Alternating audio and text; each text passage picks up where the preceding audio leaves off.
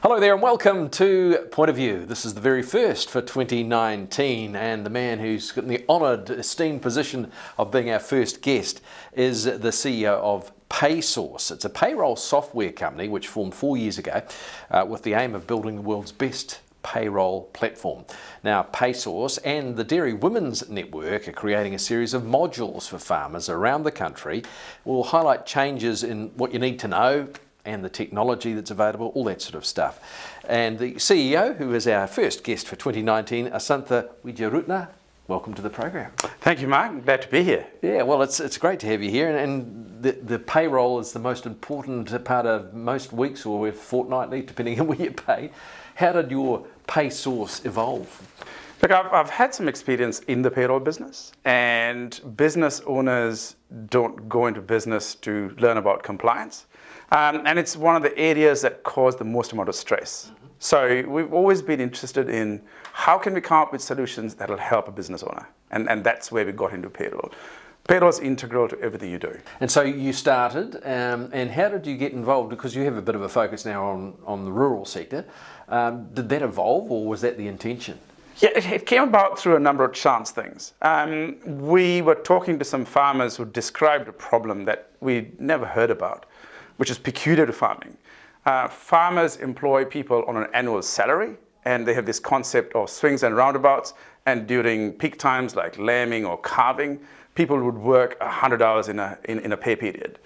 And up till now, that has been fine, but the Department of Labour have taken a view that breaches the minimum wage. So if you worked 100 hours and earned $1,000, that essentially works out to $10 an hour, which is below the minimum wage.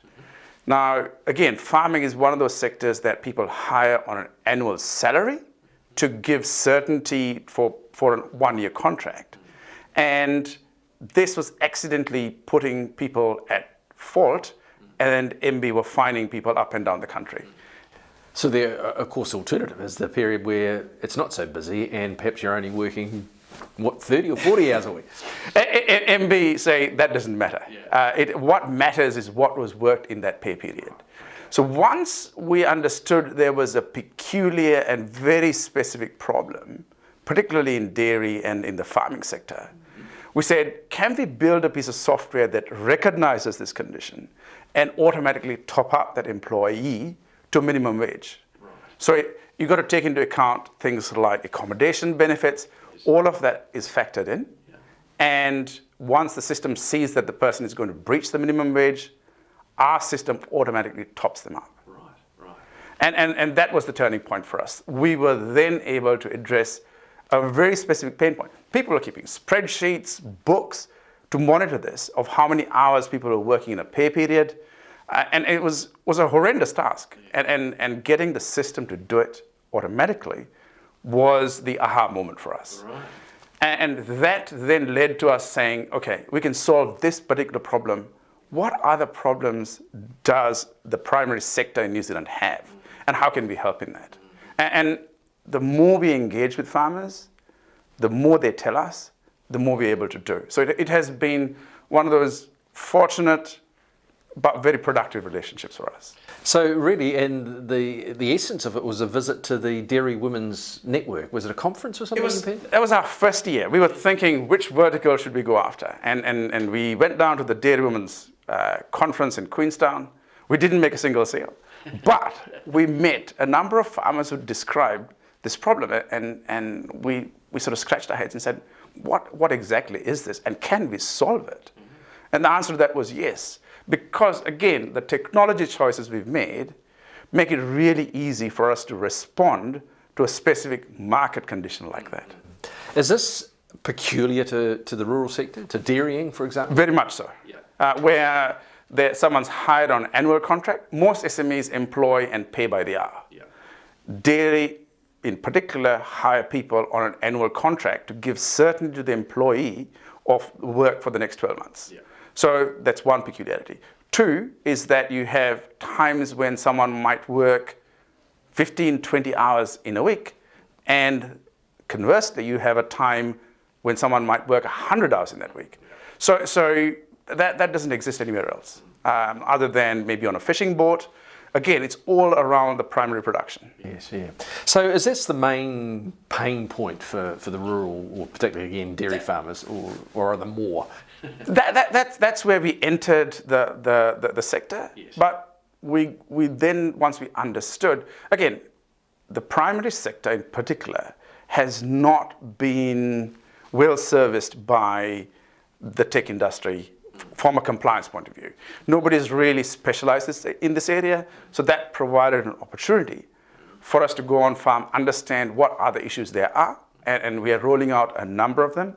This year we expect, Federated Farmers is a strategic partner of ours, and we're working with them on a number of initiatives as well. So this year is going to be a busy year for us. Can you give us an indication of what they are, or is it? One of the challenges people have is with paper-based employment contracts, and the Fed Farmers employment contract, the paper-based booklet, has been very popular with farming.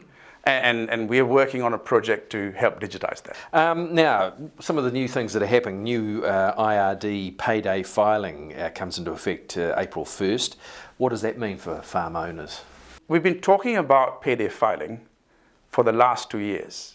And there was some interesting research that said only 25% of business owners in December had heard about it. This goes live on 1 April. So 3 months to go. And only 25 to 30% have actually heard about it. Right. It is a significant change. Currently, employers can send a paper-based PAY return with their check on the 20th of the month after they've paid the employees. Mm-hmm. And whether you pay them weekly, fortnightly, it doesn't matter. You file one return. Mm-hmm. From 1 April, every time you do a pay run, you have essentially 2 days to file an electronic PAY return for every pay run you do. This is one of the most significant changes to the PAYE structure. There are some really good reasons why it needs to be done. It gives a lot more timely information both to the employer and to the IRD. We think it's a good idea. I don't know how prepared business owners are. So has it not been publicised enough? Are they trying to sneak it through? No, there's been a lot of publicity. IRD have spent a lot of money and effort in getting the messages out there. There's been regular newsletters. But people in business are busy doing the business things. So I don't know, I'm a business owner. I get correspondence from IRD. How much time do I spend reading the newsletter? Not a lot. We tend... As business owners, we can hold maybe 7 or 8 things in our mind. And until it becomes a priority, we just ignore it. That's the human reality. So that's one of the challenges. We worked with the IRD throughout most of last year. And we are proud to say that we are the first payroll intermediary that migrated all our clients across to the new platform in November. So all our clients have been using payday filing. They don't even realize it since November last year. And so they're sweet. Fully compliant. There's nothing they need to do. So what are you suggesting for those farmers out there who are thinking, oh my God, I've never heard of this. What am I going to do? Can they get in touch with you and get it sorted? Yeah, we'd love to hear from them. And there are things like that where we can make a big difference. If I can take one of those 7 or 8 items on the list and help a farmer cross that out, that is me doing my job. Yes, indeed. So what are the pitfalls of, falling foul, I guess, of these new payday reporting? The same penalties for not filing your PAY return on the due date applies. So previously you had 12 PAY returns that you could file, and if you were late with one of them, you got fined. Now, if you're fortnightly, that just doubled. If you are weekly, you've got 4 more chances of getting it wrong. And anecdotally, we know that somewhere between 10 to 15% of all business owners over the year will fail to file one of those returns. So you've immediately increased that threshold. IRD, God bless them, will be lenient at the start to get people on it, but there's legal obligation to file that return on the due date. Not only that, previously they didn't ask. The department was not interested in a lot of the personal details. Now you got to provide details like the employee's date of birth, their address, at the same time as you're filing the return. So again, the compliance requirement has just increased. That's why a technology solution, as opposed to a paper-based system. So in other words, you're sitting there with your pen and your form and you're filling it out, each person that you have as an employee. I mean, the time-consuming issues are abound there, don't they? Absolutely. But, and also it opens up the possibility of making a mistake or forgetting things. That's just an additional risk that you've taken on in the business. What are the common traps that employers fall into? We in New Zealand have one of the most complicated Holidays Acts anywhere in the world. And that is the source of the largest number of mistakes and non-compliance. Meaning it's been public knowledge, there have been a number of public sector organizations that have not been complying with the Holidays Act because it is really hard to comply with. There is a task force currently being formed to look at changing that. But the Holidays Act we have currently is virtually impossible to comply with if you're running a paper-based system. Even with a computerized system, it requires an understanding of the legislation and your business to comply. Mm-hmm. So you don't want to get this big hefty bill where you've got it wrong and having to repay people or pay people what they're owed. Correct. And that's the thing from dealing with business owners over the last 15, 20 years. Very, very few businesses go out there to rip their employees off. Everybody's interested in doing the right thing. So whatever mistakes they make are unintentional, but there are ramifications of that. So Asantha Wijeyeratne is from PaySource, and we'll be back with him with the second part of our first point of view for 2019 right after this break.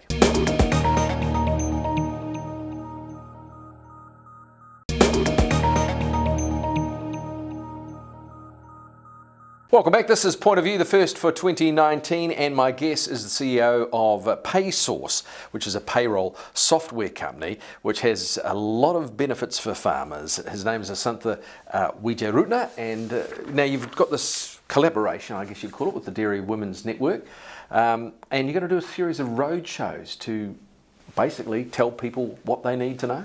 Farming itself, that we find, is an isolated occupation. But the beauty about it is the social cohesion that people support each other. And we see that more than any other sector. And leading that, a lot of effort has come from the Dairy Women's Network. Mm-hmm. And we're delighted to work with them because, again, a burden of the compliance side normally comes to the female in the household. Yes. That's the reality, whether we like it or not, that's how it is. So it is, how do we support this person who has, we hear this because the help desk, we hear the effort that the women in the household go through. So we hear children crying, we hear the pains of getting all of that done, and we know that the support calls will come between dropping the kids off and preparing lunch. So we've got to understand these things. And we said, look, what can we do to support these fantastic people out there and make their life easy? And the initiative we're running is making people aware what their obligations are and how best to comply with it, is the essence of it.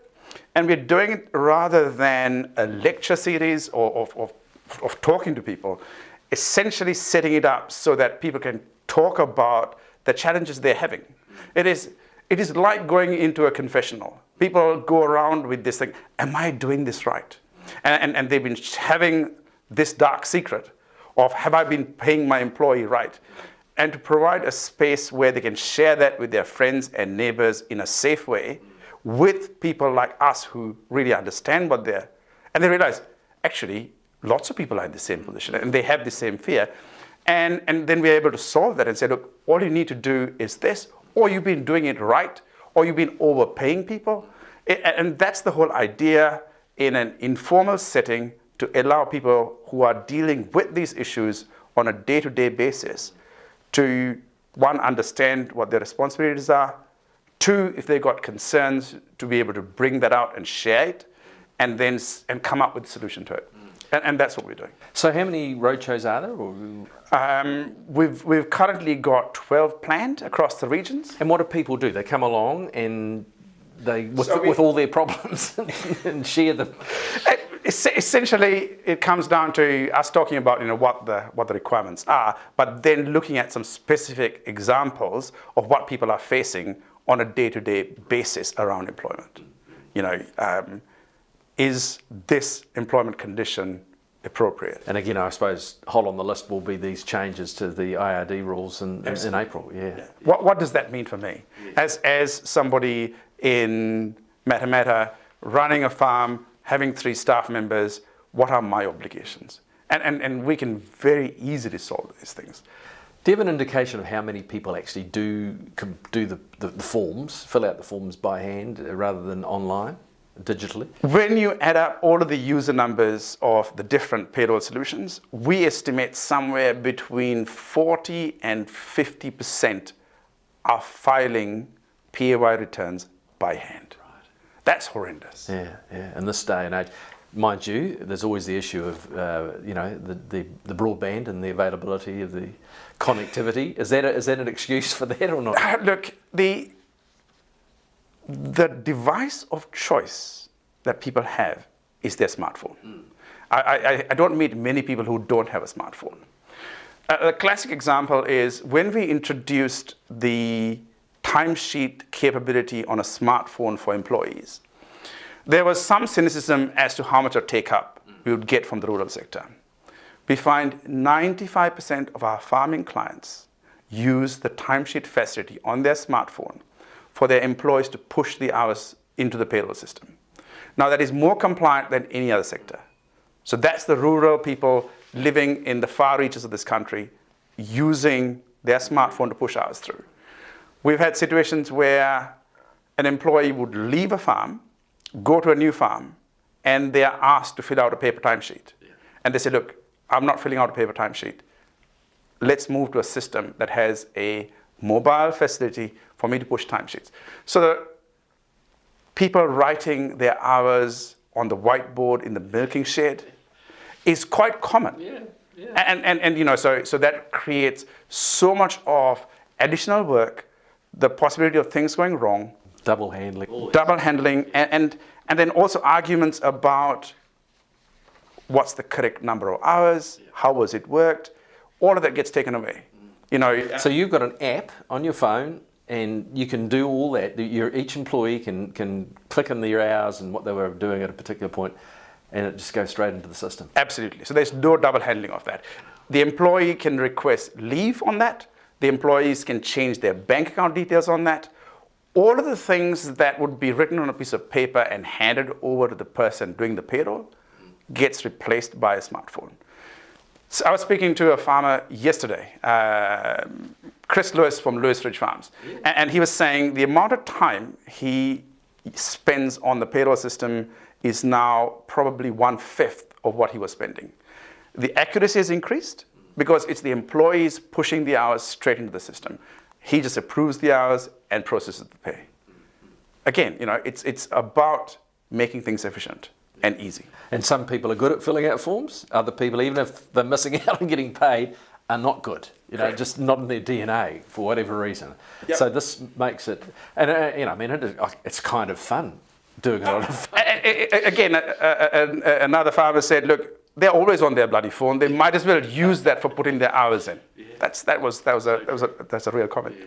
Yeah. What other issues are there, do you think, at the moment that particularly pertaining to the farming sector? Look, once you're able to acquire data like hours spent across seasons, and again, in discussions with farmers, moving away from having one employee carry that whole burden, if you're able to work out what the work pattern is during the year, the possibility of bringing contract workers in that peak time to share that burden makes a big difference. So Dairy NZ has been working hard on their Dairy 2000, Dairy Tomorrow work paper. That initiative talks about providing safe and workplaces that are attractive. What does that mean? It means that you're not burdening your employee more than what would be reasonably asked. As I said, farmers don't want to exploit their staff. They want to look after them. So rather than someone work 100 hours, if they can work 55 hours and someone takes that extra as a temporary measure, that's a far better solution. So you couldn't do any of this until you had the data. And that's the next phase for us, is we are now starting to understand how farms work. And we can provide some of that insight to farmers. And then they can use that data to take better decisions. That's what we're about. Are farmers hiring more or less people in 2019? From what we've seen, they're hiring different. As I said, rather than having the same work through, they're starting to use contract workers or temporary workers to fill in for peak periods. That's one trend that we've seen. What about other sectors in agriculture? I mean, for example, horticulture, are you involved there? Very much so. So the next initiative for us is in the hort space, where it's a team-based employment group. And we've created a solution that we picked up an award at last year's Field Days Innovation tent, which is helping teams working in orchards or working in horticulture to track productivity by the number of bins they've picked and the hours, and then still stay compliant. A simple solution to replace the people running around with clipboards, spreadsheets, and doing all of these calculations to come up with a simple solution. We've got a strong philosophy of working with people. So we've visited a number of orchards, and we learned a lot by seeing what happens now. We're saying, can we replace that with a solution that directly links to the payroll system? So Mike, one of the keys of what we're doing is, how do we take the friction out between the employer and the employee? How can we make that really easy, accurate, and less time consuming? That's our whole focus. It's intriguing, isn't it? I mean, and the future of technology in your area is I mean, it can, with the number of seasonal workers that are working, particularly in orchards and wineries, etc., kiwi fruit farms. I mean, that must be a nightmare as well if you're doing it by hand. Absolutely. It is. We were staggered by the amount of effort that is spent, that we think is wasted, where if there's an efficient way of gathering that, and then we go a step further of saying, okay, how can we build in things like, if you've got a migrant workforce, how do you remind a business owner that a visa is about to run out? You know, it is little practical things like that. See, technology doesn't have to be rocket science. It is, how can we make everyday tasks simple and easy? Because it's the little things that you tend to overlook. Absolutely. And suddenly you find, wait a minute, you don't have a visa. You can't work here anymore. You know, yeah. Or I've got some job that needs to be done today. There's a workforce here. How can I complete an employment contract and get that person onboarded to start work at 8 this morning? How can that be done? That's the kind of challenges that we're really interested in solving. And so this is what PaySource is all about now. You're pushing the boundaries, as it were, and finding out more what's required, what makes life easier for farmers particularly. Yeah, because we have a great ability to hear directly. Farmers are pretty direct. They say, look, this is not working, or this is not ideal. I want it to do this. We want to hear that, because our software has not been designed from a bunch of pointy-headed people sitting in an office somewhere. It's about hearing real life problems and coming up with the most elegant solution. And that's what we love about the farming sector. They're pretty forthright. When we get it wrong, we hear about it. So what do you think the future holds for technology in farming? One of the biggest challenges we can see for farming is, how can a farm be sustainable and economical into the future? And a lot of that is, how can you prove that you are good to the land, that you're good to your workers, and you're good to the environment? I think technology has a big part to play in providing that piece of information to the consumer. Because consumers are demanding. We don't want to eat that apple if that has been picked by somebody who's been exploited. It is as simple as that. How can we prove to them that this person is working for a fair pay under fair conditions and is looked after? Fantastic, Asantha. Now, when are your roadshows underway? They're kicking off in February. They're all on the DWN website, and the days and times of that are all up there. Well, good luck with them. It's a great idea, and we certainly appreciate you coming on. Fascinating half hour. Thanks for joining us. Thank you, Mike. Asantha Wijeyeratne, who is the CEO of PaySource. Sounds like you should take a look at that. Mark Leishman, thank you very much for your company. This is the first of our point of views, and many more to come, another 40 odd before the end of the year. Look forward to your company again next week.